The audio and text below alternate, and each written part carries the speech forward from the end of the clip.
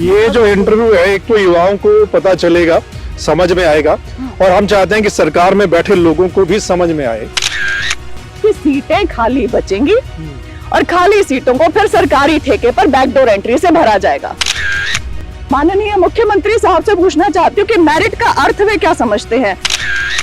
बिल्कुल भी नहीं है पारदर्शिता।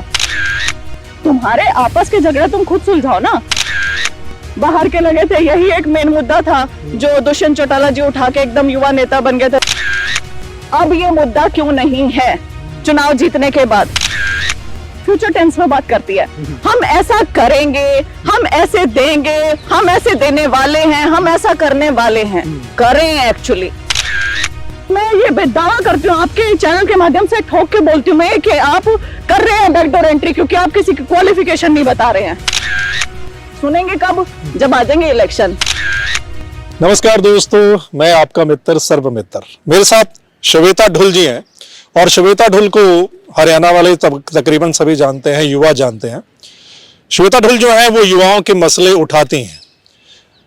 आपने देखा होगा, कोई भी नौकरी का मसला है कि सिलेक्शन हो गई, उसके बाद अपॉइंटमेंट नहीं मिली, या जो भर्तियां लटक जाती हैं इतने लंबे समय से, जो कुछ भी चल रहा है हरियाणा में, तो उनको लेकर ये सोशल मीडिया पर बहुत आवाज़ उठाती हैं। और HPSC की बात करें या HSSC की बात करें, तो ये उन युवाओं की आवाज़ उठाती रहती हैं। अभी बहुत सारे मसले हैं, आप इनकी हाथ में देख लीजिए कितनी फाइलें हैं, मोटी फाइलें हैं, और बहुत सारी चीजें चल रही हैं इस वक्त हरियाणा में। तो हम उन्हीं पर बात करेंगे। श्वेता जी, क्या है, कौन सी मोटी मोटी गड़बड़ियां जो है वो हो रही हैं फिलहाल हरियाणा में, जो आप ध्यान दिलाना चाहते हैं HPSC का, HSSC का, उनकी तरफ? बहुत सारी ऐसी चीजें हैं जो हरियाणा में ठीक होनी चाहिए, लेकिन सरकार भी उन पर ध्यान नहीं दे रही है और विपक्ष भी ढंग से मुद्दे नहीं उठा रहे हैं। ठीक है। आज जैसे HPSC गई थी मैं, सुबह सुबह अधिकारियों से, अधिकारीगण से मिलने के लिए। मुझे हालांकि ऑफिशियल कोई मीटिंग नहीं दी गई। मैंने कल के लिए मांगी, कल के लिए भी नहीं दी गई। मैंने अगले हफ्ते के लिए मांगी, अगले हफ्ते के लिए भी नहीं दी। तो मैंने HPSC के सामने ही खड़े होकर लाइव एक वीडियो किया, जिसका मैं कहती हूँ असर देखने को मिला कि 3 बजे नोटिस जारी हो गया, जो मांग मैंने की थी। सबसे पहला तो मैंने उनसे मांगा था PGT भर्ती 2019 के अभ्यर्थियों को एज व फीस में रिलैक्सेशन दिया जाए। ठीक है, वो मिल चुका है, अब 3 बजे मिल गया। लेकिन एक और कंडीशन वहां पे डाली है, 50% क्वालिफाइंग प्लस नेगेटिव मार्किंग की। अब ये कंडीशन बड़ी गड़बड़ है सर मित्र जी। कारण उसका ये है कि ऐसी कंडीशन इन्होंने ADO एग्रीकल्चर डेवलपमेंट ऑफिसर्स के एग्जाम में डाली थी। उस कंडीशन के चलते क्या हुआ कि 600 पोस्ट विज्ञापित की थी, जिसके लिए केवल 57 अभ्यर्थी ही क्वालिफाई कर पाए उसे। ऑल इंडिया लेवल से यदि 57 अभ्यर्थी क्वालिफाई कर पाते हैं, तो आप ये सोचें कि वो कंडीशन कितनी भयानक होगी। और जब इतनी पोस्ट हैं और आप एक एग्जामिनेशन कंडक्ट करवा रहे हैं, तो परमानेंट रेगुलर भर्ती ही क्यों नहीं कर देते हैं? तो आप ऐसा पेपर बनाते कि जिसमें क्लियर हो सकते हैं अभ्यर्थी। यदि ऑल इंडिया लेवल का एग्जाम क्लियर करके वो HAO में ले सकते हैं, JRF SRF का एग्जाम क्लियर कर सकते हैं, तो वो ADO का क्यों नहीं क्लियर कर पा रहे हैं? कहीं कोई ना कोई तो गड़बड़ है। अब उन अभ्यर्थियों, आप 57 अभ्यर्थी वाइवा के लिए सिलेक्ट किए गए हैं, बाकी पोस्ट, बची पोस्ट का हरियाणा सरकार करेगी क्या?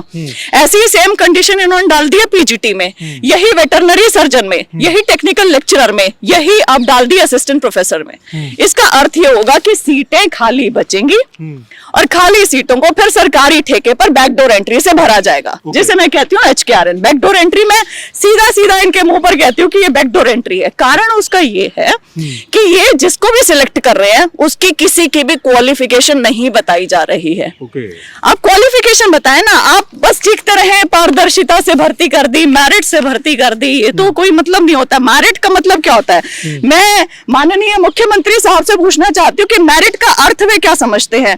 सभी मंत्रीगण, कल मैं पढ़ रही थी कि कंवरपाल जी ने भी कहा, मूलचंद शर्मा जी ने भी कहा कि HKRN के द्वारा हम लोग मेरिट पर भर्तियां कर रहे हैं। तो उनसे मैं जानना चाहती हूँ कि मेरिट पे एक्चुअल में आप मेरिट समझते किस चीज को है? क्योंकि HKRN में तो आप 50 अंक आय के आधार पे दे रहे हैं, तो वो मेरिट कहाँ से हुआ? नहीं हो सकता ना। आप यदि CSIR UGC नेट का मैं रिजल्ट निकाल के लाई हूँ, JRF की क्वालिफिकेशन में भी आप देखिए 38.8% तक आ रहे हैं। ऑल इंडिया लेवल पर जब इतने आ रहे हैं, तो आप कैसे 50% की कंडीशन प्लस नेगेटिव मार्किंग डालकर इन सीटों को खाली छोड़ने का जो ये साजिश है वो करना चाह रहे हैं? अच्छा, ये जो इंटरव्यू है, एक तो युवाओं को पता चलेगा, समझ में आएगा, और हम चाहते हैं कि सरकार में बैठे लोगों को भी समझ में आए कि क्या कुछ चल रहा है। श्वेता, हम पिछले तकरीबन 8 साल से सुन रहे हैं हरियाणा में, और ये दावा किया जाता है कि पारदर्शिता, जीरो टॉलरेंस, चाहे भर्ती की बात करें, चाहे सिस्टम की बात करें, वो हम कर रहे हैं। क्या भर्तियों में ऐसा है कि जीरो टॉलरेंस, पारदर्शिता? बिल्कुल भी नहीं है पारदर्शिता। पारदर्शिता बोलते हैं सब कुछ पर्दे के पीछे चल रहा है। पारदर्शिता का अर्थ होता है कांच की तरह साफ। आपने जिसको सिलेक्ट किया सीधे सीधे इसकी क्वालिफिकेशन बता दें, हम लोग ठीक है, हम लोग खुश हैं। आप क्वालिफिकेशन ही छुपाए बैठे हैं, आप क्वालिफिकेशन नहीं बता रहे हैं, आप बस चिल्लाए जा रहे हैं। पारदर्शिता, मेरिट पर भर्ती, मेरिट पर भर्ती। मैं यही तो आपको कह रही हूँ कि मेरिट पर भर्ती आप किस आधार पर बोल रहे हैं, जब आप आए के आधार पर उनकी भर्ती कर रहे हैं। तो ये सब चीजें बड़ी गलत हैं, और हरियाणा सरकार कहीं ना कहीं इस चीज को मतलब अपना सेल्फ प्रेस करे जा रही है, गुणगान करे जा रही है, विपक्ष इसको उठा नहीं रहा है। तो ऐसी ऐसी चीजें हो रही हैं, यहाँ पे कुछ कर नहीं सकते हैं। देखिए चल रहा है, अपने तरफ से मैं कोशिशें कर रही हूँ, बोले जा रही हूँ इस चीज को। मैं वही देखता हूँ ना कि एक तो हर भर्ती, अगर कोई सिलेक्शन हो, पहली बात तो होती नहीं, बड़ा लंबा समय लग जाता है, और अगर हो गई तो फिर वो लटक रही है। हम देख रहे हैं कि बच्चे बेचारे कितने कितने सालों से वो अपॉइंटमेंट की वेट कर रहे हैं। मैं पुलिस वालों को देख रहा था कि कितना समय हो गया, लेकिन वो मामला लटका हुआ है। वो कहते हैं कि सरकार हमारा पक्ष नहीं रखती ठीक से, ये है वो है। और आप ये जो इतना सारा पुलिंदा उठाकर लाए हैं, इसका मतलब गड़बड़ी बहुत है जी। आप ये देखें, ग्रुप डी ईएसपी के बच्चे हैं, स्पोर्ट्स पर्सन पहले हटा दिए थे जींद उपचुनाव के चलते, पहले लगा दिए, फिर हटा दिए, फिर उसके बाद कहा कि भाई ईएसपी वालों को हम अलग से करवाएंगे, तुम नए खेल ग्रेडेशन से लेके आओ। वो नए वाले भी पहुंच गए, दूसरे नई लिस्ट भी बुला ली, उनका डीवी भी करवा दिया। फिर सरकार और खेल विभाग और एचएसएससी के पीछे ये बच्चे पड़े हुए हैं कि अब हमें लगा दो। डीवी कर चुके, सब कुछ कर चुके हैं। तुम्हारे आपस के झगड़े तुम खुद सुलझाओ ना। बच्चे कभी जा रहे हैं खेल विभाग सरकार के पास, कभी जा रहे हैं एचएसएससी, एचएसएससी कहता है खेल विभाग की गलती है, खेल विभाग कहता है एचएसएससी की गलती है। अभ्यर्थी बीच में पिसके खड़े हो गए। ऐसे ही ग्रुप सी में खिलाड़ियों का 3% कोटा वो मांग रहे थे खिलाड़ी बार बार, इनका 3% कोटा ले लिया था ग्रुप सी में। फिर बाद में सरकार ने क्या किया कि 4 विभागों में, प्रैक्टिकली 3 ही विभाग में इनको कोटा दे दिया, जिसमें एजुकेशन डिपार्टमेंट। आप एक खिलाड़ी को आप टीचर बनाना चाह रहे हैं, वो नहीं बनेगा ना। दूसरा, आप होम डिपार्टमेंट में, ठीक है होम का मैं समझती हूँ हो सकता है, लेकिन पैरालंपिक खिलाड़ी कहाँ जाएंगे? पैरालंपिक खिलाड़ी जिनके हाथ पांव नहीं है वो कैसे जाएंगे? और तीसरा एक और विभाग था, मेरे दिमाग से अभी निकल गया, जो भी था। तो आपने ऐसे प्रैक्टिकल उन्हें विभाग दे दिए जहां पर वो लग ही नहीं सकते, उन्हें उनके लिए क्लैरिकल की पोस्ट बच गई। अब ये अभ्यर्थी भी तो सीईटी का पेपर दे रहे हैं, टेस्ट पास करके आ रहे हैं, इनके लिए आपने ग्राम सचिव, पटवारी, कैनाल पटवारी जैसी पोस्ट क्यों दूर कर दी? कोई आप इन्हें बांट थोड़े रही है, ये भी तो अपना पेपर क्लियर करके आएंगे। लेटरल एंट्री में इनका भी तो कुछ ना कुछ प्रतिशत आपने दे रखा है, तो सभी विभागों में क्यों नहीं दिया?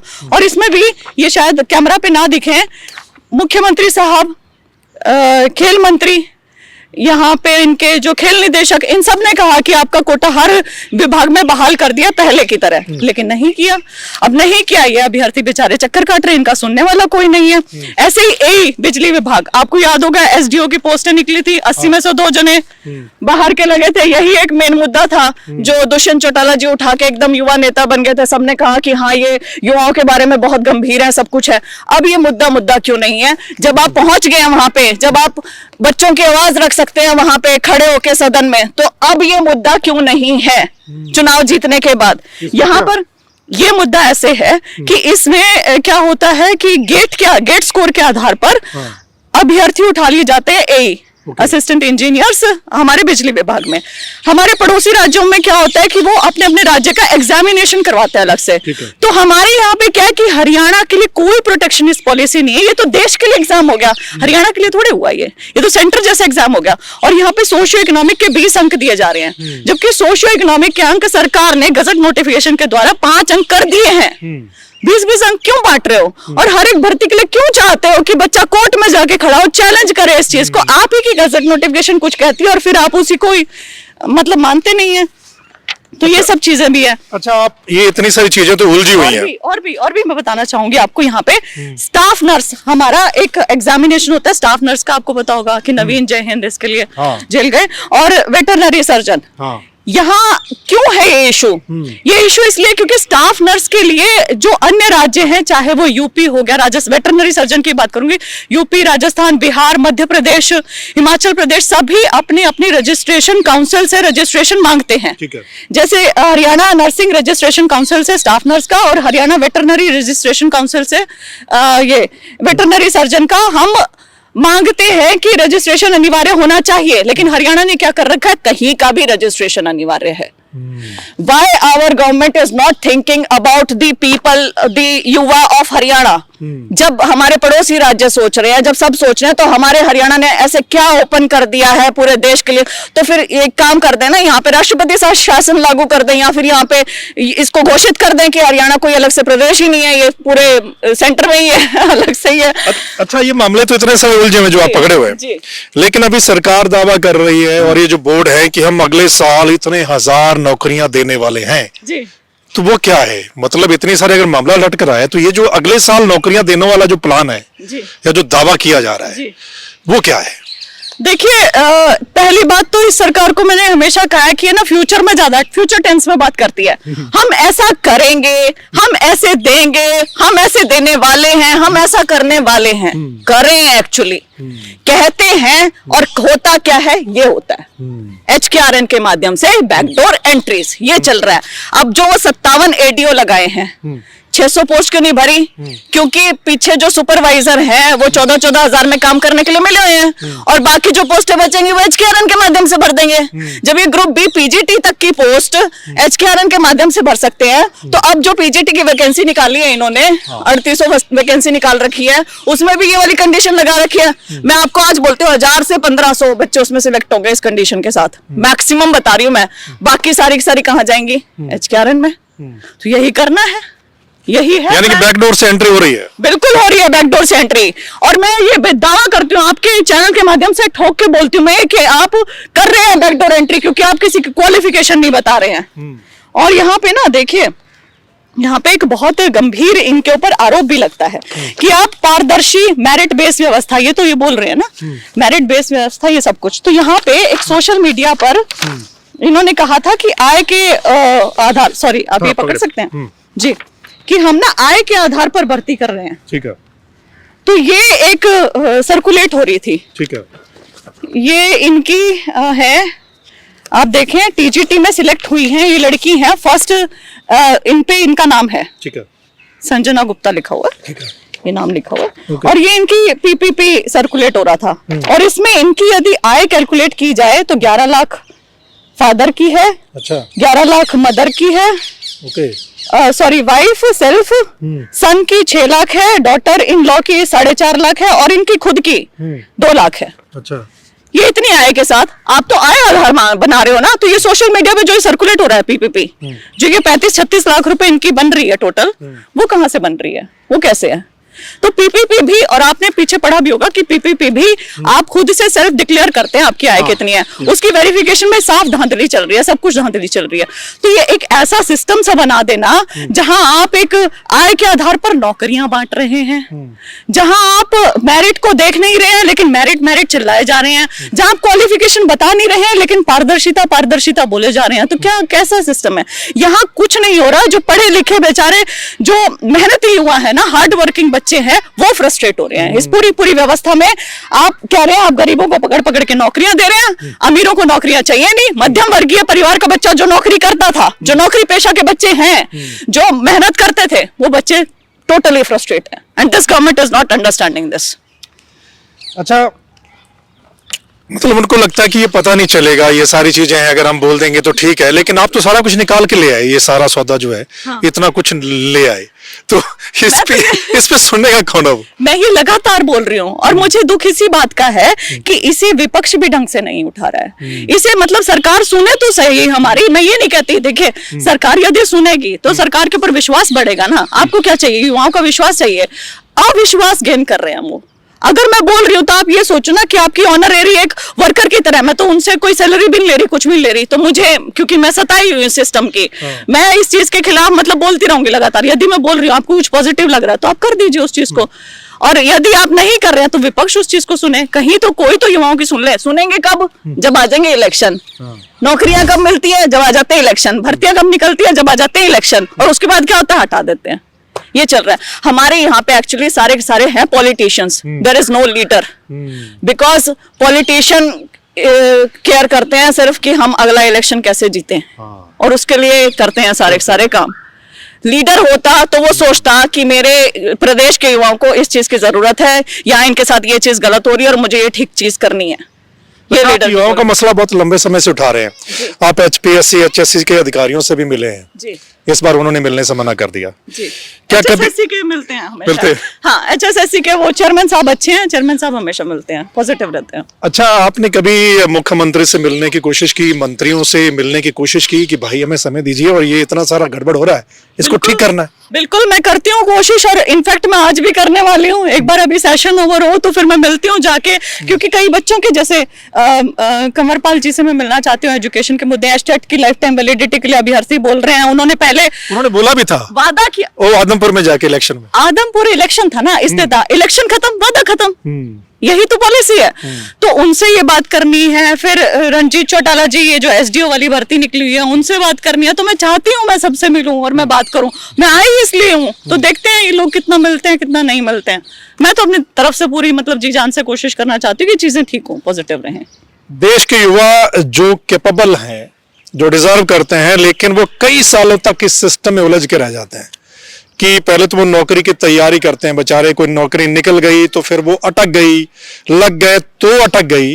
कई सालों से हम देख रहे हैं और इसी जद्दोजहद में बहुत सारे लोग ओवर एज हो गए हैं और अभी भी कितनी भर्तियां या कितने मामले अटके हुए हैं, आपने श्वेता को सुन लिया है। और पिछले कई सालों से हम ये चीजें देख रहे हैं। युवा भी आवाज उठा रहे हैं, बहुत सारे युवा बेचारे वो सेक्टर 5 में जो धरना स्थल बना हुआ वहां आके बैठ जाते हैं, या डिस्ट्रिक्ट में प्रदर्शन करते रहते हैं बेचारे, वहां ज्ञापन देते रहते हैं कि उसके माध्यम से कुछ हो जाएगा। श्वेता ढुल आवाज उठाती रहती हैं, लंबे समय से आवाज उठा रही हैं, लेकिन बहुत से मामले जो हैं वो अभी पेंडिंग पड़ेंगे। आखिर में क्या कहना चाहेंगे सिस्टम, सरकार में बैठे लोग, सत्ता में बैठे लोग जो कर सकते हैं? सत्ता में बैठे लोगों से कहना चाहती हूँ कि कृपया करके प्रदेश की जो मैं कहूँ जो सिस्टम की जो बिल्कुल नीड, जो बच्चे हैं ना, जो युवा हैं, जो हर एक चीज को उठाते हैं, हर एक चीज को गिराते हैं, उस चीज को समझें। माना बेरोजगारी है, बेरोजगारी दूर करने के तरीके भी हैं। हम परमानेंट रेगुलर भर्तियां चाहते हैं, आपको ये चीज क्यों नहीं समझ में आ रही है?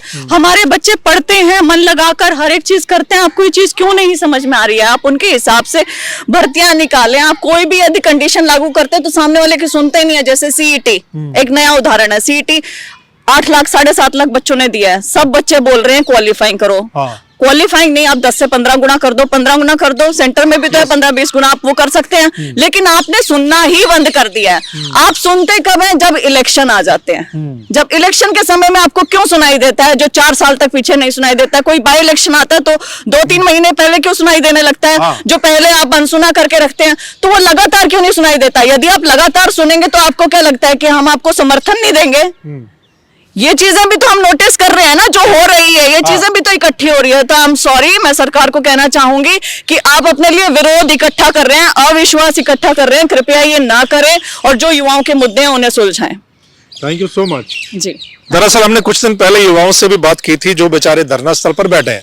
उनका भी यही कहना था कि जब इलेक्शन आता है या इलेक्शन मोड आता है तो तब सरकार बहुत कुछ अनाउंस करती है, चीजों पे वर्क करती है, लेकिन उसके बाद फिर भूल जाते हैं वो लोग। तो ये सत्ता में बैठे लोगों को सोचना चाहिए, सरकार को, कि ये युवाओं का मसला है बेचारे, जो पढ़ाई किस लिए करते हैं या जो माँ बाप हैं वो क्यों पढ़ाते हैं अपने बच्चों को। कुछ तो उनके एम होते हैं ना। तो अगर सिस्टम में लटक के बेचारे बैठ जाएंगे, ऐसे ही होता रहेगा तो फिर कैसे, मन टूट जाएगा उनका। सो ये सोचना चाहिए जो भी सिस्टम में लोग बैठे हैं। ठीक है, इस मुद्दे पे आपका क्या कुछ कहना है आप जरूर कमेंट करके बताइएगा और इसको शेयर कर दीजिएगा ताकि सत्ता में बैठे तमाम लोगों तक ये वीडियो पहुंच जाए और उनको पता चले कि धरातल पे क्या कुछ चल रहा है। ठीक है, कि अगर उनके बच्चों के साथ ऐसा कुछ हो रहा होता तो वो क्या करते। ठीक है, अगले वीडियो के साथ फिर मिलेंगे, तब तक के लिए नमस्कार, आदाब, सत श्री अकाल, राम राम।